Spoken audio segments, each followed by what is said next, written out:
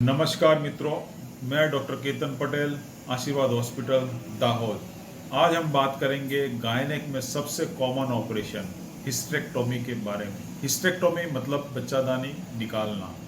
Hysterectomy दो तीन तरीके से होती है। सबसे पहला तरीका है एब्डोमिनल हिस्टेरेक्टोमी, जिससे पेट के ऊपर चीरा लगा के करते हैं। ये कॉमन तरीका है और ट्रेडिशनल है, वर्षों से यही पद्धति से करते हैं लोग। दूसरा है वजाइनल हिस्टेरेक्टोमी, जो वजाइनल ओरिफिस से बच्चादानी को निकालते हैं। और तीसरा है लेप्रोस्कोपिक लेटेस्ट, जिसको की होल सर्जरी बोलते हैं। आज हम आपको बताऊंगा कि लेप्रोस्कोपी के फायदे क्या है, लेप्रोस्कोपी क्यों करवाना चाहिए। आजकल ट्रेंड है, बहुत सारे लोग लेप्रोस्कोपी डिमांड करते हैं और लेप्रोस्कोपी से हिस्टेरेक्टोमी। तो सबसे पहले हिस्टेरेक्टोमी क्यों करवानी पड़ती है, क्या इंडिकेशन है, क्या कौन सी तकलीफें हैं, बीमारी है जिसमें हिस्टेरेक्टोमी की ज़रूरत पड़ती है। सबसे पहला, यूट्रस में फाइब्रॉइड मतलब गठान जिसको बोलते हैं। 30 से 40% लेडीज़ में उम्र के वजह से गठान होती है, जिसको सिंपली फाइब्रॉइड बोलते हैं। वो सिंपल गठान होती है, बिनाइन कंडीशन होती है, जिसमें कभी कभी ब्लीडिंग होता है, पेन होता है। ये साइज जैसे बढ़ती है तो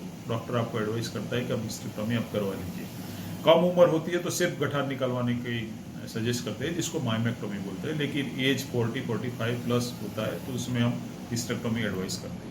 दूसरा रीज़न है DUB, dysfunctional uterine bleeding. Age के हिसाब से कभी कभी हार्मोन्स डिस्टर्बेंस की वजह से ब्लीडिंग होता है और जो टैबलेट या मेडिसिन से कंट्रोल में नहीं होता है। ऐसे केस में हिस्टेरेक्टोमी ही लास्ट ऑप्शन होता है। तीसरा है एडिनोमायोसिस या एंडोमेट्रियोसिस, जिसमें चर्बी की परत जम जाती है बच्चादानी में और मेंस्ट्रुअल साइकिल के टाइम पे पेन होता है। ऐसे कंडीशन जो मेडिसिन से कंट्रोल नहीं होता है और मेडिसिन से फ़ायदा नहीं होता है, जिसमें हिस्टेरेक्टोमी करना पड़ता है। और लास्ट में कभी कभी कैंसरस कंडीशन होती है या प्री कैंसरस कंडीशन होती है, इसमें हिस्टेरेक्टोमी या मतलब बड़ा ऑपरेशन होता है जिसमें वर्देम बोलते हैं, उसको भी बच्चादानी उसी केस में बच्चादानी निकालना पड़ता है। ठीक है, अब हम बात करेंगे लेप्रोस्कोपिक हिस्टेरेक्टोमी के एडवांटेज क्या है। सबसे पहला लेप्रोस्कोपी का एडवांटेज है पेट के ऊपर चीरा नहीं आता। चीरा नहीं आता मतलब चीरे की वजह से जो जो दिक्कतें होती है, पेन होता है या उसके बाद में जो कॉम्प्लिकेशन होता है या जल्दी रिकवरी आ जाती है। तीसरा, आप हॉस्पिटल में आपका स्टे कम हो जाता है। जैसे ओपन हिस्टेरेक्टोमी करते हैं हम 4 दिन हॉस्पिटल में रहते हैं, लेप्रोस्कोपी हिस्टेरेक्टोमी 24 आवर्स में आप घर जा सकते हैं। और है एनेस्थेसिया जी। लेप्रोस्कोपिक हिस्टेरेक्टोमी में हम जनरल एनेस्थेसिया देते हैं, जिसको पेशेंट को पूरा बेहोश करते हैं। या एब्डोमिनल हिस्टेरेक्टोमी स्पाइनल एनेस्थेसिया देते हैं, जिसकी वजह से बैक पेन या पेशेंट को थोड़ा सा डिस्कम्फर्ट रहता है, जो लेप्रोस्कोपी में नहीं होता है। लेप्रोस्कोपी हिस्टेरेक्टोमी के में आपकी रिकवरी जल्दी होती है, जिसकी वजह से आप बैक टू वर्क अर्ली आप मतलब रिज्यूम कर सकते हैं। आपका कामकाज या आपका जॉब होता है जो भी है, आप जल्दी रिज्यूम कर सकते हैं।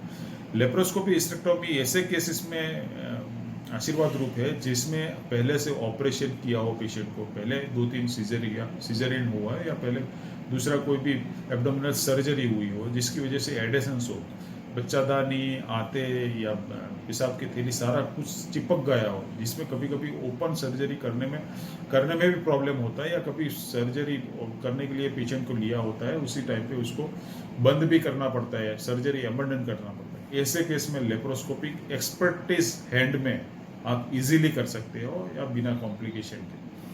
तीसरा कि इसमें लेप्रोस्कोपी में आपको जो भी है मैग्निफिकेशन मिलता है, जो भी चीज़ है उससे 8 या 10 गुना बड़ी दिखती है, जिससे कॉम्प्लिकेशन के चांसेस और कम हो जाते हैं। या इंजरी होती हो तो उसी टाइप पे तुरंत आप डायग्नोस कर सकते हो। ये लेटेस्ट 3D टेक्नोलॉजी की जो कैमरा अवेलेबल होता है, जिसकी वजह से आपको डेप्थ परसेप्शन जिसको बोलते हैं, और वो जो चीज़ है उसको तीनों तरफ या चारों तरफ से आप देख सकते हैं, जिससे कॉम्प्लिकेशन या सर्जरी करने की इजीनेस हो जाती है या रिकवरी में या ऑपरेशन का टाइम है वो कम हो जाता है, जिसकी वजह से पेशेंट अर्ली रिकवर होता है। अब एब्डोमिनल लेप्रोस्कोपी का एक डिसएडवांटेज बताता हूँ। लेप्रोस्कोपी हर जगह अवेलेबल नहीं है, क्योंकि उसमें एक्सपर्टीज चाहिए, उसका जो इंस्ट्रूमेंटेशन होती है वो भी कॉस्टली होता है। पेशेंट को थोड़ा सा उसका जो कॉस्ट होता है वो ज़्यादा होता है, क्योंकि इसमें जो सेटअप होता है वो महंगा होता है।